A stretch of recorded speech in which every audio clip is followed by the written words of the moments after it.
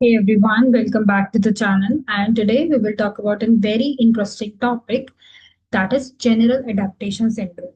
So in this topic we will discuss in detail about the biological model as well, और इस ये थोड़ा सा important भी रहता है as per the board perspective and the board's point of view. तो चलिए इसे कंटिन्यू करते हैं। देखो ये होता क्या है। जीएएस एक बायोलॉजिकल मॉडल है इसका स्ट्रेस का। ठीक है। इसमें बताया गया है कि ह्यूमन बॉडी स्ट्रेस को एक प्रिडिक्टेबल पैटर्न में रिस्पॉन्ड करती है। मतलब stress is equal to non specific response of the body to any demand place upon it. Okay. तो यहाँ पे क्या है, तो ये एक बायोलॉजिकल प्रोसेस के थ्रू काम करती है। ठीक है। और इसी में ही जीएएस के कुछ स्टेजेस भी होते हैं। ठीक है। पहला है आपका अलार्म रिएक्शन स्टेज। मतलब जो स्ट्रेसर है ना वो जो उसको डिटेक्ट होता है, मतलब बॉडी ना शॉक को फील करती है। ठीक है। बॉडी का जो डिफेंस सिस्टम है ना वो एक्टिव होता है। Sympathetic nervous system plus adrenaline release होता है, जिसकी वजह से सिम्टम्स क्या क्या आते हैं। हार्ट रेट बढ़ जाना, बीपी बढ़ जाना, हाथों में पसीना आना और अलर्टनेस आना। ठीक है। तो ये एक फाइट और फ्लाइट रिस्पॉन्स दोनों होता है। फिर आता है आपका कहीं ना कहीं रेजिस्टेंस स्टेज। ठीक है। काइंड ऑफ इमरजेंसी भी कह सकते हो आप। अगर स्ट्रेस कंटिन्यू रहता है तो बॉडी अडेप्ट करने की कोशिश करती है। होता है ना, जिस जिस इन्वायरमेंट में आप बॉडी को रखोगे वो उसी इन्वायरमेंट में रहने की कोशिश करेगा। तो कॉर्टिसोल रिलीज होता है, एनर्जी मेंटेन होती है, तो बॉडी स्ट्रेसर के अगेंस्ट कोप करने की कोशिश करती है। जैसे आप बॉडी को ढाल रहे हो वैसी बॉडी अडेप्ट करने की कोशिश करेगी। दूसरी बात, इसका सिम्टम्स क्या है, जो पर्सन है ना वो आउटवर्डली नॉर्मल लग सकता है लेकिन इंटरनली वो हाई एनर्जी यूज हो रही है उसकी, मतलब आपको देखने में नहीं पता लगेगा कुछ भी, बट वो इंसान ज्यादा ही, मतलब बहुत ही ज्यादा स्ट्रेस में है। ठीक है। दूसरी बात, एक तो रेजिस्टेंस स्टेज है ये। फिर एक होता है एग्जॉशन स्टेज, जिसे हम फटीग भी कह सकते हैं, उसके सिम्टम्स भी कह सकते हैं। ठीक है। दूसरी बात, ये बहुत ही खराब सिचुएशन है। ठीक है। इसमें क्या है, ये लॉन्ग टर्म स्ट्रेस है। बॉडी की जो एनर्जी है, मतलब जो एक होता है ना बॉडी में एक ताकत होती है, उसके जो एनर्जी के रिसोर्सेज है वो एग्जॉस्ट हो जाती है। इम्यून सिस्टम वीक हो जाता है और सिम्टम्स कमजोरी लगना, डिप्रेशन, बर्नआउट होना, इवन साइकोकॉस्मोटिक जैसी इलनेस, मतलब बीपी, अल्सर जैसे हार्ट डिसीजेस होने स्टार्ट हो जाते हैं। तो ये बहुत ही गंदी सिचुएशन है। तो एग्जाम के पॉइंट ऑफ व्यू से इसका पर्पस क्या है। ठीक है। एक्सप्लेन, मतलब आपको ये पूछा जाएगा एग्जाम में कि साइकोलॉजिकल चेंजेस क्यों होते हैं स्ट्रेस की वजह से। इसमें साइको न्यूरोमेनोलॉजी कौन सी है, मतलब कि स्ट्रेस जो वीकनेस है मतलब क्यों हो रही है। और इग्नोर अगर आप कर रहे हो इन फैक्टर्स को तो आपको आने वाले टाइम में कौन कौन सी चीजों को फेस करना पड़ेगा। ठीक है। तो देखा होगा आपने कॉर्टिसोल की वजह से ना जो मतलब एकदम से वजन बढ़ जाना, एकदम से वजन वीक मतलब एकदम से घट जाना, तो ये सारी वो फैक्टर्स हैं जो आपको ज्यादा डेप्थ में और आपको ज्यादा पेन देने की कोशिश करेंगे। ठीक है। दूसरी बात, if I talk about the stress and the immune system, how stress affect the immune system, basically होता क्या है ना, बॉडी ना बहुत ही ज्यादा ना एक अपने आप को ना ढालने की कोशिश करती है। तो immune system is equal to body का defence mechanism against the infection, virus and bacteria. तो स्ट्रेस इज डायरेक्टली वी, मतलब स्ट्रेस इन सब चीजों को कमजोर करता है, हमारी बॉडी के इम्यून सिस्टम को खराब करता है। आपने देखा होगा जैसे जो लोग ज्यादा स्ट्रेस लेते हैं या तो उनका पेट अपसेट रहता है या उनको फीवर रहेगा या उनको बुखार रहेगा, कुछ ना कुछ प्रॉब्लम्स चलती रहेंगी। तो बॉडी क्या है, इलनेस प्रोन बन जाती है, कोई ना कोई प्रॉब्लम चलती ही रहेगी। ठीक है। तो कैसे इफेक्ट करता है ये, एक होता है शॉर्ट टर्म, मतलब कि एग्जाम्पल के टाइम पे, मतलब कुछ टाइम के लिए एग्जाम थे, इंटरव्यू आया, स्टेज परफॉर्मेंस आई, थोड़ा सा माइल्ड सा स्ट्रेस हुआ, समटाइम्स इम्यून थोड़ा बहुत बूस्ट भी होता है अलर्टनेस की वजह से, फिर शॉर्ट टर्म ड्यूरेशन के लिए रहता है ये। ठीक है। फिर अगर मैं क्रॉनिक की बात करूँ, मतलब लॉन्ग टर्म में, कि कॉर्टिसोल है भाई, स्ट्रेस हार्मोन रिलीज हो रहा है, कॉन्टिन्यूसली हाई लेवल पे रिलीज हो रहा है, तो ये क्या करेगा, कॉर्टिसोल सप्रेस करता है। ठीक है। जो आपके व्हाइट ब्लड सेल्स होते हैं, ठीक है, वो ज्यादा सप्रेस होने लग जाते हैं, आपकी एंटीबॉडीज का प्रोडक्शन कहीं ना कहीं स्लो होने लग जाता है, इवन आप जो नेचुरल किलर की जो सेल एक्टिविटी है ना वो धीमे पड़ जाती है। तो इससे क्या होता है, इसका रिजल्ट क्या है, आपका इम्यून सिस्टम कमजोर हो जाएगा। ठीक है। तो ये है आपका मेन एस्पेक्ट। अब अगर मैं रिसर्च के बारे में बात करूं तो केयर गिवर्स ऑफ जो क्रोनोलॉजी है, मतलब कोई जो इल पेशेंट्स होते हैं ना, who are under the continuous stress, उनका बहुत ही इम्यून सिस्टम वीक होगा, ठीक है। जो स्टूडेंट एग्जाम टाइम में मतलब पढ़ रहे हैं, वो अपने उसको रिड्यूस कर सकते हैं, भाई थोड़ा वेकेशन वगैरह लीजिए, थोड़ा सा एग्जाम मतलब रिलैक्स कीजिए, सो दैट कि आपको थोड़ा अच्छा महसूस हो। अब जो मेडिकल स्टूडेंट है, वो उसका इम्यून फंक्शन एग्जाम के टाइम पे वैसे भी वीक होगा, उसको स्ट्रेस है ना, तो केयर गिवर्स जो होते हैं थोड़ा सा इल पेशेंट्स की तरफ ज्यादा ध्यान दे compare to non caregivers, ठीक है। तो in short, acute stress temporary होता है, क्रॉनिक स्ट्रेस थोड़ा लंबा होता है और आपकी पूरी बॉडी को अंदर से हिला के रख देता है ये, ठीक है।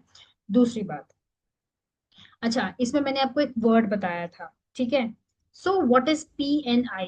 Psycho न्यूरोमिनोलॉजी। So what is this mean?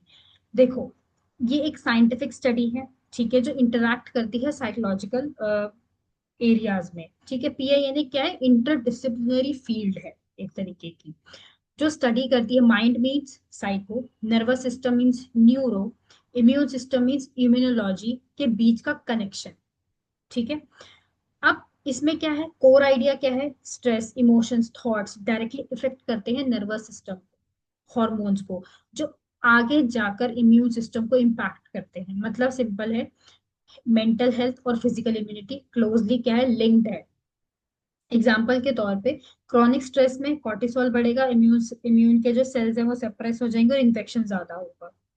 Positive emotions की बात की जाए तो इम्यून सिस्टम की जो स्ट्रेंथ है वो अच्छी रहेगी और आप जल्दी हील कर पाओगे।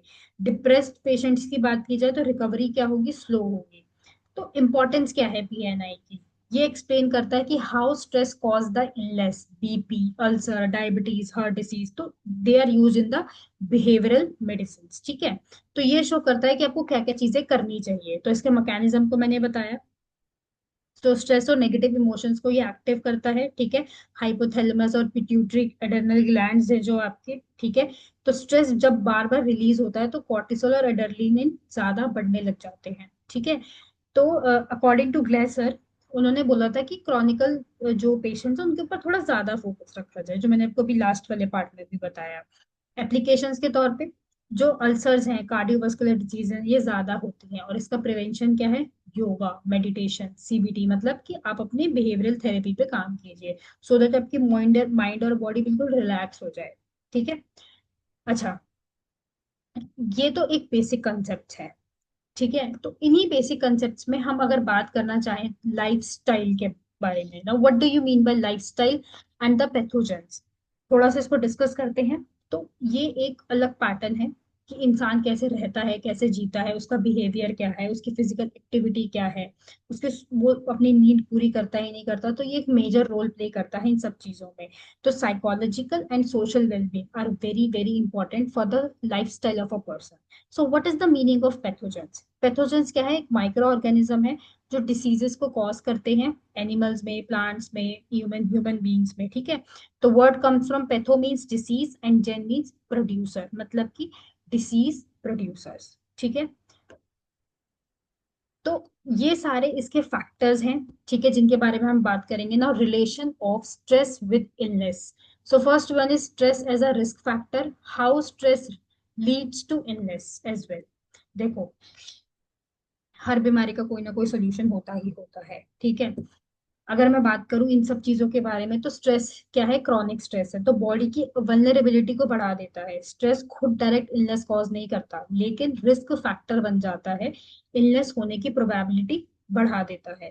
तो स्ट्रेस से आपका BP बढ़ेगा, हाइपरटेंशन होगा, हार्ट डिसीजेस के रिस्क बनेंगे।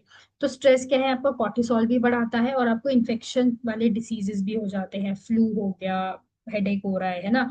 तो ये नेगेटिव कोपिंग स्किल्स हैं आपकी। और नेगेटिव और क्या है? अगर आप स्मोकिंग कर रहे हो, अल्कोहल कंज्यूम कर रहे हो, ओवर ईटिंग कर रहे हो, और सबसे बड़ी बात है अगर आप डायबिटिक हो, तो this is very very bad thing, ठीक है। तो अब इसको लीड कैसे कर रहा है? How stress leads to illness. देखो, साइकोलॉजिकल पाथवे है ना, लॉन्ग टर्म में चला गया, सारी बीमारियां लग गई हैं। साइकोलॉजिकल पाथवे में एंजाइटी ज्यादा है ना, इंसोमेनिया ज्यादा है, नींद ही नहीं आ रही है, पुअर कंसंट्रेशन है, बार बार थकावट महसूस होती है।